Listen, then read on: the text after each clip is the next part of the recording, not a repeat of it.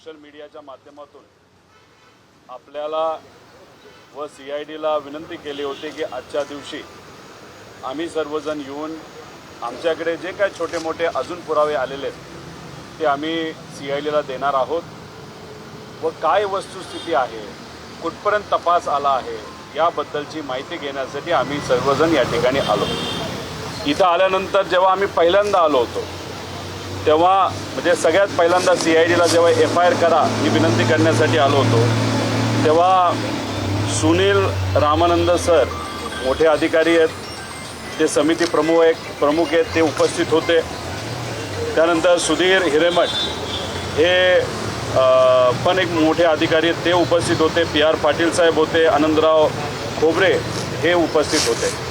जेव्हा आम्ही दुसऱ्यांदा आलो तेव्हा सुनील रामानंद सर हे उपस्थित नव्हते, तेव्हा हिरेमठ सर होते, पाटील सर होते।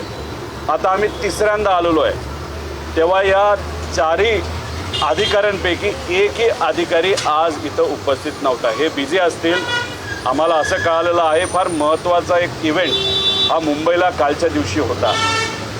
सगळ्या पोलीस अधिकाऱ्यांमध्ये क्रिकेटची कॉम्पिटिशन होती आणि तिथं क्रिकेट बघण्यासाठी व क्रिकेटमध्ये सहभाग घेण्यासाठी दरवर्षीप्रमाणे अनेक पोलीस अधिकारी हे मुंबईला गेले होते, म्हणून कदाचित त्यांना त्यातून वेळ मिळाला नसावा आणि यातले एक अधिकारी हे कोलकात्याला गेलेले आहेत, ते आम्ही समजू शकतो। कदाचित आम्ही जेव्हा चौथ्यांदा येऊ तेव्हा इथं असणाऱ्या वॉचमॅनचे संवाद आम्हाला साधावा लागणार आहे। त्यामुळे तिथं असणाऱ्या एका मोकळ्या खुर्चीचा आम्ही फोटो काढून त्या ठिकाणी आलेलो आहे। आमचं एवढंच मत आहे की जरा या तपासाला आपण कुठेतरी सिरियसली घ्या, पण त्या बाबतीत या CIDकडनं पण आणि सरकारकडनं पण कुठल्याही बाबतीत त्या ठिकाणी सिरियसनेस दिसत नाही। आज जे काही मुद्दे आम्हाला मांडायचे होते आणि बोलायचे होते त्याच्यामध्ये एक तर कर्नाटकाच्या SHOनी जो FIR दाखल केला, कोर्टात गेला, कर्नाटकाच्या तिथं DGP जे आहेत कर्नाटकाचे त्यांनी महाराष्ट्राकडे पाठवला। अधिवेशनामध्ये या बाबतीतली चर्चा झाली आणि आम्हाला असं कळालं की हा FIR CIDकडे पाठवलेला आहे।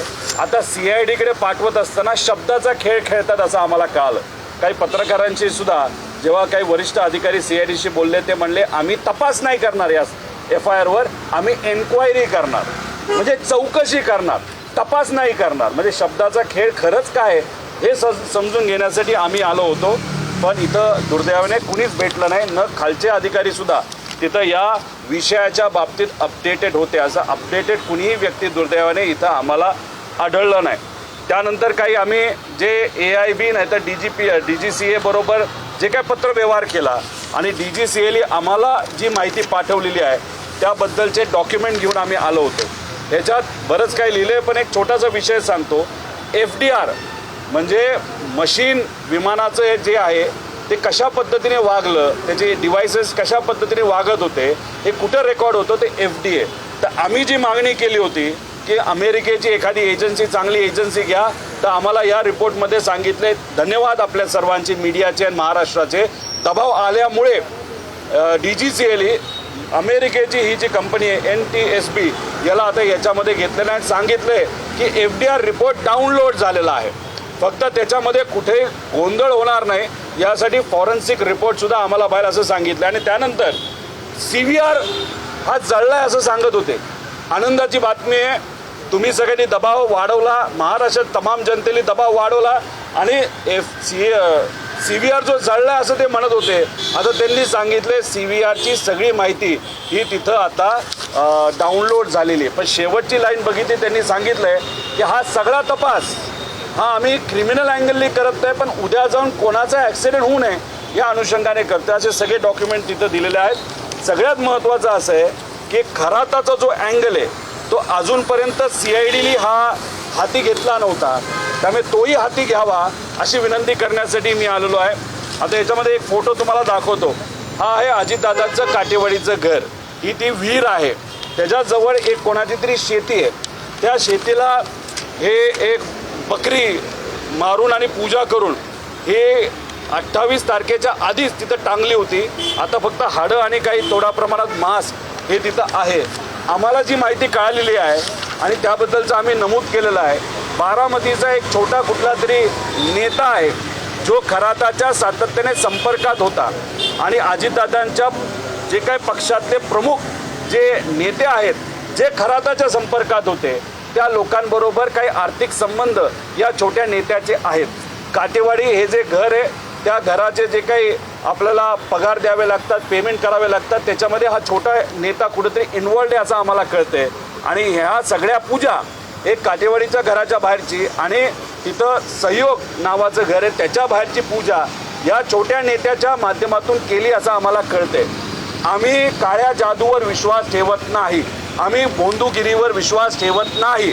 पण या मागचा हेतू काय होता? दादांच्या तिन्ही घराबाहेर म्हणजे एक काटेवाडीचं घर, बारामतीचं घर आणि देवगिरी बंगला या तिन्ही घराच्या बाहेर अशा प्रकारच्या पूजा का झाल्या? मग खराताच्या अकाउंटमध्ये 27, 28 आणि 29 जानेवारीला उलाढाल का वाढली? आणि मग त्याच्याच बरोबर एक कुणीतरी व्यक्ती शेतकरी जेव्हा खराताला 27 का 26 जानेवारीला भेटला होता तेव्हा पवार परिवाराच्या प्रेमापोटी त्या शेतकऱ्याला पवार परिवाराबद्दल सगळं नीट होईल का असं विचारल्यानंतर खराताली त्या एका साध्या शेतकऱ्याला, ते सुद्धा द्राक्षाच्या शेतकऱ्याला असं सांगितलं असं आम्हाला कळालंय की पुढच्या काही दिवसामध्ये पवार परिवारावर फार मोठा आघात नाही तर अडचण होऊ शकते. हे सगळं जे आहे याच्यात पण इन्व्हेस्टिगेशन CIDने करावं असं आम्ही इथे असणाऱ्या अधिकाऱ्यांना म्हणजे खुर्चीला तिथं खरं तर सांगितलेलं आहे. इथं मोकळी खुर्ची जी होती त्याला आम्ही विनंती केलेली आहे. पण आमचं डॉक्युमेंट इन्व्हर्ट झालेले 140 कलमाच्या अंतर्गत माझं जे काही स्टेटमेंट आहे आणि मग मी सहज गप्पा मारत असताना नाहीतर इतरही सोर्सेसच्या माध्यमातून माहिती केली. मी 4 वेळा आलोय, 3 वेळा आलोय. VK सिंग किती वेळा आणलं गेलं त्याला? एकदा. रोहित सिंग किती वेळा आला? एकदा सुद्धा आला नाही. मग CID खरंच काय करते याचा खऱ्या अर्थाने अभ्यास करण्याची त्या ठिकाणी जरूरत आहे असं मला तरी वाटतं. त्यामुळे आम्ही कष्ट करून जो FIR आणला त्याच्यावर फक्त तिथं कुठेतरी एन्क्वायरी केली जाणार आहे, इन्व्हेस्टिगेशन केलं जाणार नाही असं दुर्दैवाने त्या ठिकाणी आम्हाला कळतंय. अजून कोणाचं काय आहे का? गंभीर आरोप केला आहे. एक तर DBCIने ती एजन्सी नेमली तेवढं जरा पुन्हा खुलासेवर सांगा. ती एजन्सी कुठली आहे, नेमकं ते काय काम करेल हा एक भाग. आणि दुसरं काटेवाडीचं बकरा जो टांगलाय बाहेर. छोटा नेता आहे, नेमका काय पार्श्वभूमी त्या छोट्या नेत्याची? कोण आहे नेमका? राजकीय नेता आहे, बारामतीचा आहे, छोटा नेता आहे असं आम्हाला कळालंय. जो खराताच्या संपर्कात होता, खराताकडे जाऊन पूजा सुद्धा करत होता आणि दादांचे जे काही नेते जे कुणी खराताच्या संपर्कात होते त्या नेत्यांबरोबर आर्थिक व्यवहार त्या छोट्या नेत्याचे असतील असं आम्हाला त्या ठिकाणी कळतंय.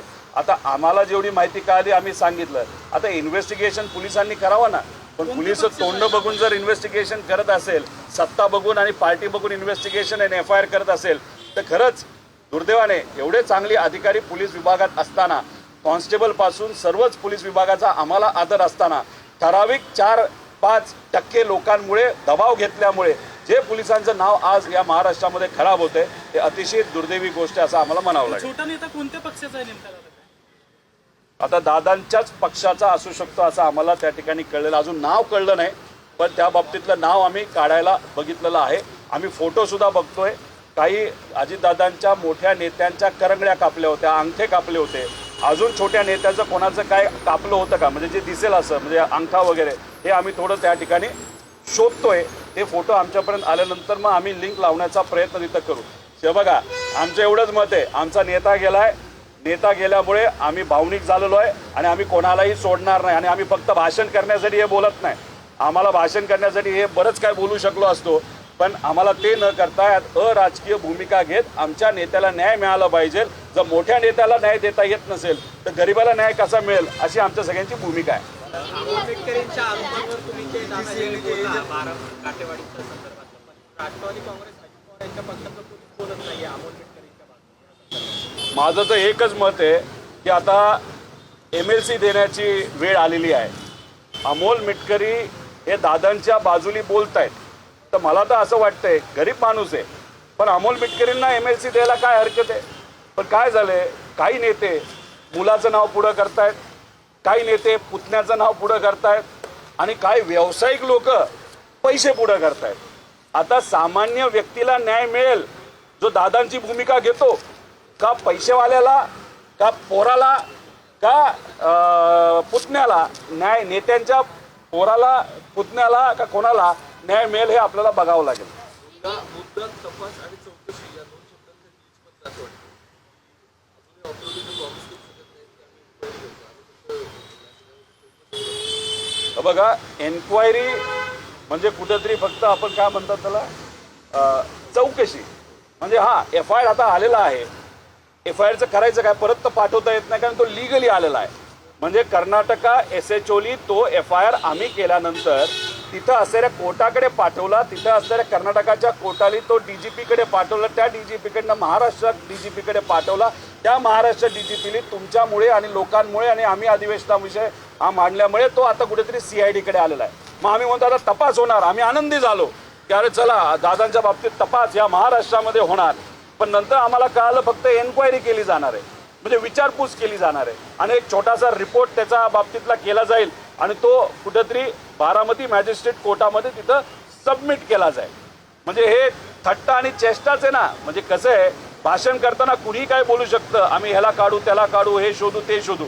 अरे पण कृती सुद्धा त्या पद्धतीने या महाराष्ट्राच्या पोलिसांच्या माध्यमातून दिसली पाहिजे ना. पण कृतीच दिसत नसेल तर आमचा विश्वास या सिस्टमवर त्या ठिकाणी कसा बसणार, हा साहजिकच प्रश्न आम्हा सगळ्यांना निर्माण त्या ठिकाणी होत आहे.